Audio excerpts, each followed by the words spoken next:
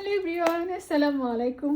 Wow মাশাআল্লাহ, আলহামদুলিল্লাহ, আল্লাহুম্মা বারিক। দেখেন এই ব্যাগটার ভিতরে কি আছে, কি না আছে ব্যাগটার ভিতরে দেখেন তো। এগুলো হলো সব আমার প্রিয় ভাই বোনের ভালোবাসা, বোনদের ভালোবাসা। আমি একটা করে বের করছি আর দেখাচ্ছি, আপনাদেরকে শেয়ার করছি।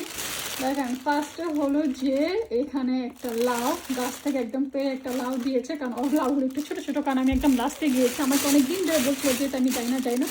তো লাউ সিজন, লাউ শেষ খেয়ে সব শেষ করতে আমি লাস্টে কিছু ব্যাগটাই ধরে দেখ। এই যে দেখেন, ও মাশাআল্লাহ, দেখেন পুরো ব্যাগ ভরে আমাকে একজন মানুষ যখন গার্ডেনিং করে কষ্ট করে তারপর আপনাকে দাওয়াত দিয়ে ফোন করে আপনাকে নিবে যে আসো সবজি নিয়ে যাও মৌসুমি আমার বাসায় এসে, তোমার জন্য সবজি রাখতে রাখতে সব শেষ হয়ে যাচ্ছে।